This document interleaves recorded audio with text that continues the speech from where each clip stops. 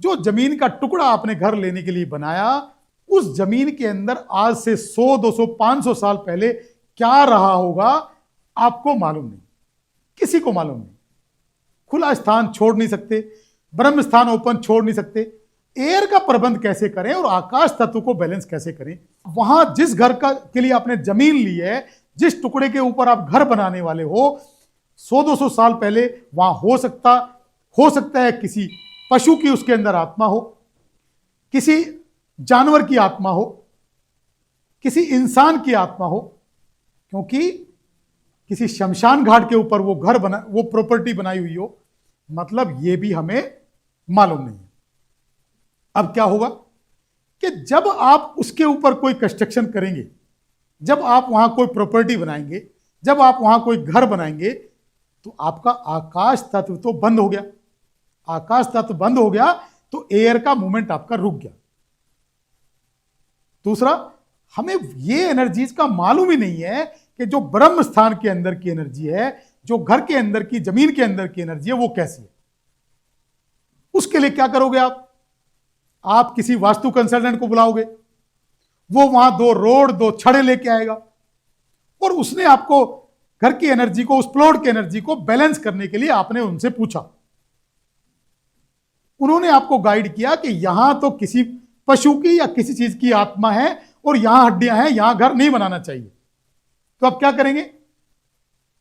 Tension में आ जाएंगे, यार बड़ी मुश्किल से ये 200, 100, 500 गज का एक प्लॉट खरीदा था, लेकिन अब ये पंडित जी ने इसकी एनर्जी को डिसबैलेंस बताया, और हम कैसे पता करें, और जो आत्माएं या जो हड्डियां हैं उसको हम कैसे यहां से निकाल पाए। टेंशन में आ गए।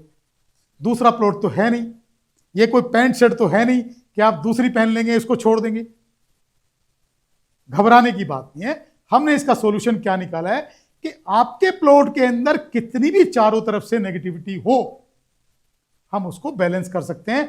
जैसे आपका पेट अगर ठीक है तो पूरी बॉडी आपकी परफेक्ट है। तो हमने क्या किया, उसकी एनर्जी को बैलेंस करने के लिए, आकाश तत्व को बैलेंस करने के लिए, ब्रह्म स्थान को बैलेंस करने के लिए हमने पूरे प्लॉट की प्रॉपर्टी की खुदाई नहीं करी, हमने खाली उसके सेंटर को और ब्रह्म स्थान को खुदाई कराया, और खुदाई करा के उस मिट्टी को आपके प्लॉट से बाहर फेंकवा दिया, क्योंकि हम सेंटर को प्योर कर रहे हैं, सेंटर को प्यूरिफाई कर रहे हैं। उसको बाहर फेंकवा के हमने उसमें फिल करने के लिए खेत की फ्रेश मिट्टी मंगाई। जो मिट्टी उपजाऊ है वो सबसे ज्यादा प्योर है, या जो बालू रेत है वो सबसे ज्यादा प्योर है। बालू रेत के बारे में आप जानते हैं कि बालू रेत पानी को भी प्योर करने में, पानी को प्यूरिफाई करने में सक्षम है। तो जिससे गंदे से गंदा पानी भी पीने लायक बन सकता है, प्योर बन सकता है, उससे हमारे घर की जो सेंटर है, जो ब्रह्म स्थान है, जो आकाश तत्व है, वो बैलेंस हो सकता है। अब हम क्या करते हैं, उसके अंदर, ब्रह्म स्थान के अंदर पिरामिड यंत्र, जिसकी हम जिक्र कर रहे हैं, पिरामिड यंत्र की एक लेयर लगाते हैं। अब पिरामिड यंत्र कनेक्ट कैसे होता है? पिरामिड यंत्र कनेक्ट होता है आपके डीएनए से। तो पिरामिड यंत्र को आपके डीएनए से कनेक्ट करने के लिए हम उस घर में रहने वाले फैमिली मेंबर्स को, सबको उसमें इन्वॉल्व करते हैं। एक एक पिरामिड यंत्र उनके हाथों से उस गड्ढे के अंदर स्थापित कराते हैं, प्रॉपर विधि विधान से, प्रॉपर मंत्रोच्चारण से। अब वो स्थापित करा के उसके अंदर बालू रेत डाल के या खेत की मिट्टी डाल के उस लेयर को ढक देते हैं, बंद कर देते हैं।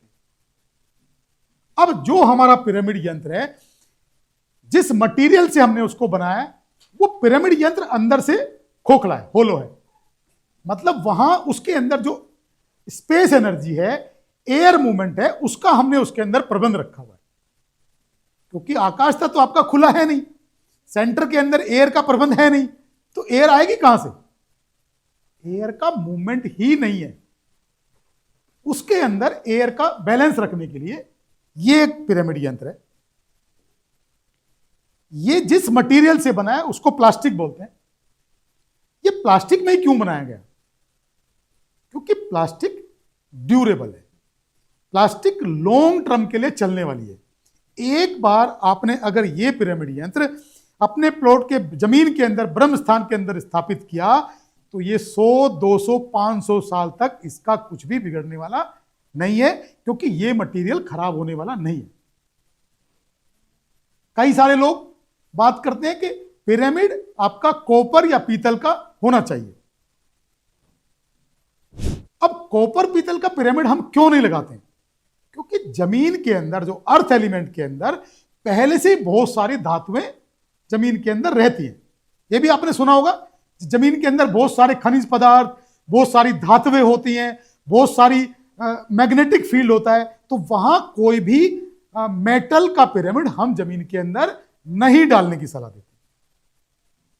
अब ये आपको दिख रहा होगा कि इसके अंदर स्पेस है, ये पूरा खाली है। अब इसके अंदर स्पेस एनर्जी भी है और इसके अंदर एयर मूवमेंट भी है। इसके अंदर हमने क्या किया, जमीन के अंदर एक लेयर लगाई, उसके ऊपर मिट्टी से उसको फिल किया। सेकेंड लेयर के अंदर हमने 81 स्वास्तिक यंत्र की लेयर लगाई, वो भी विद बूस्टर प्लेट, जो स्वास्तिक यंत्र की एनर्जी को बूस्ट करने का काम करती है।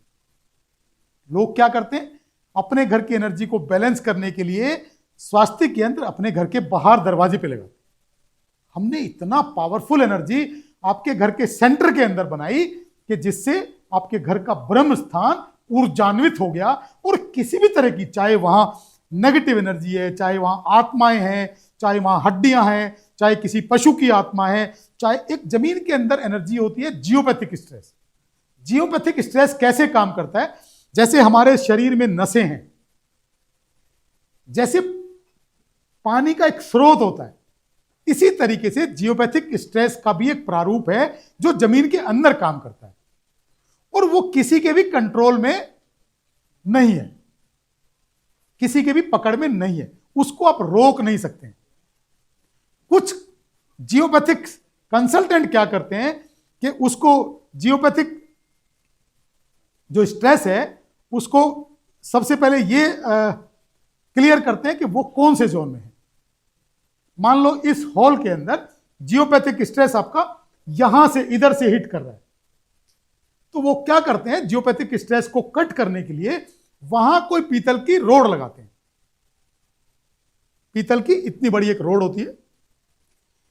हमने क्या किया, हमने वास्तु को खाली वास्तु के फील्ड में काम नहीं किया, हमने वास्तु को 20 साल पूरी तरह से रिसर्च करके जिया है।